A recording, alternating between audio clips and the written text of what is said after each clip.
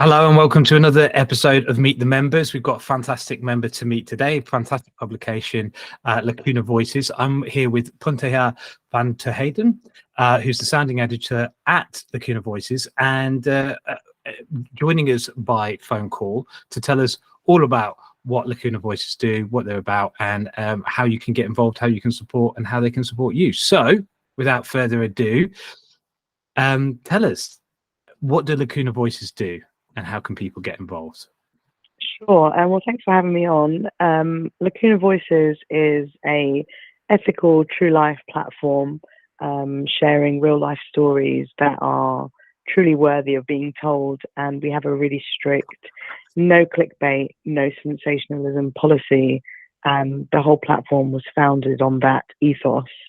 So we share true life stories that really matter to people. And it's kind of, we've shaken off the shackles of the archaic news values that still float around Fleet Street. So yeah, that's kind of the basis of it. And it's all true life stories told in the first person across a number of categories, including health, family. There's a dedicated section for Lacuna men, as men don't really get a voice in the true life sector, as well as world news and careers. Brilliant. And what kinds of formats do these stories come in? They're all told in the first person true life format, and it's all digital. There's no print edition. Cool. And is it all articles, or is there any audio or any videos or anything like that? No, it's all written articles. Brilliant. And so who do you find is your audience for this? Do you target a specific audience, or do you sort of put it out there and try and build a general audience? Yeah, I mean, what I hoped when I started, my hypothesis was that if you have a good enough true life story, people will want to read it. And what I wanted to do was harness these pockets of community that you find in places like Instagram, where there are groups of people who feel like they've got no voice in the media, and they create really beautiful communities amongst themselves. And I wanted to harness that.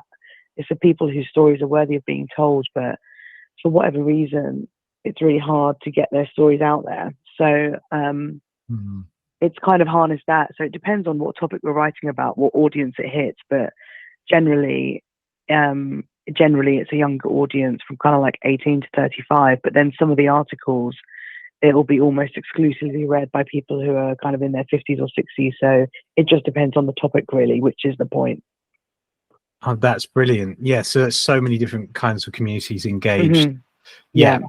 With the power of the story, which is, really, as well, as you say, is fundamentally thinking about storytelling, as a form, instead of all this sort of archaic way of the way that Fleet Street does it, which is, pretend impartiality when, there's nothing of the sort, and so forth, without the richness of the human experience. So that's really fascinating. How do you guys fund yourselves? So it's a two-pronged thing. Initially, it was me funding it all, and I still do the majority of the funding through my own work as a freelancer. But I also syndicate copy to the nationals. So the longer-term plan is kind of corporate sponsorship, because I've gone with a no advertising model. I just feel like advertising compromises the editorial. It's impossible for it not to affect it. So yeah, it's partly funded by me, largely funded by syndication. Brilliant. Okay, cool.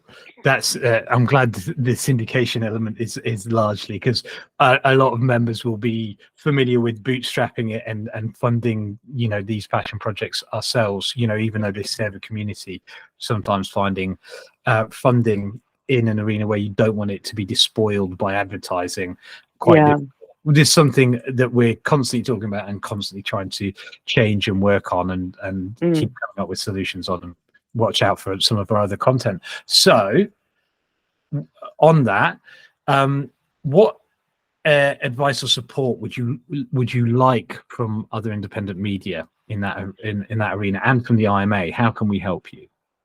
I think the key thing for me would be how to figure out getting corporate sponsorship, because I'm in a bit of a flux where, because I'm doing everything myself for Lacuna Voices, um, and also I'm disabled and chronically ill. There's only so many spoons that I have a day to do work, which includes the paid stuff that pays my bills, but also the stuff that's Lacuna Voices. So it's hard to balance doing everything and finding corporate sponsorship and kicking out enough content. You know, it's a hard one to balance when I'm doing it alone. But the corporate sponsorship element for me is the place where I'd love to have some information and advice. Yeah, and there's many times there's been floated, and I'm going to be taking it to another body and organization, the idea of setting up an ethical advertising agency and sponsorship agency that would source, you know, good sponsors for independent media that, you know, you could be proud to be associated with. We really want to try and develop that. We're in a similar position. It's all about capacity, and I just want to say it's really fantastic what you're doing, but I also know, yeah, as you say, there's only so many spoons that you can have, and you're not just, you know, doing paid work and then doing a side project where you produce content. You have to do accounts, you have to set up a website, you have to do administration. You know, there's a lot of things that people don't see, and that, you know, you need support with. So that's something that the IMA will work on, but also maybe other members who have you know, might have some spare capacity in certain areas might be able to help out with as well. Yeah, sounds great. So, and that's why we do these, you know, to put that out there and get everyone knowing each other and seeing where we can overlap and support each other, because we're stronger together, even if we feel like we're out here doing it by ourselves.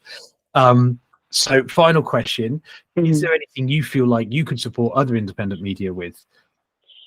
Yeah, for sure. I feel like my strength has always been the storytelling element, and I feel like there's a lot of the industry that doesn't get true life storytelling. It's a very specific kind of skill, and if there's anything I can do to help strengthen their commissioning is one of my really strong points, but getting stories that connect with the audience, then I'd be really happy to help. I run a lot of free journalism masterclasses around this idea, so very happy to help on that front. Brilliant. Maybe that's something we could do a combined thing on as well. That'd be brilliant.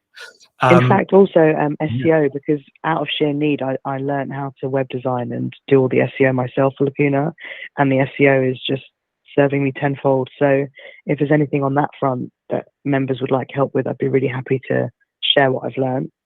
Brilliant. Okay, in which case I feel like we're going to be circling back for for a couple of masterclasses that we could share with members. That'd be fantastic. It's really brilliant what you're doing. I love. I think there's an arena that some of the board members have been looking at, which is called generative journalism as well, which is this idea that you work with communities, and, you know, you work with an entire community, but tell the stories of every member of that community, or as many significant members as you can. And it seems to me that this is a rich theme for independent media to explore, and I'm really glad that you are doing it. So thank you so much for sharing that with us today, and all the best. Please stay in touch, and we'll catch you soon. Thank you. Thanks so much. Cheers.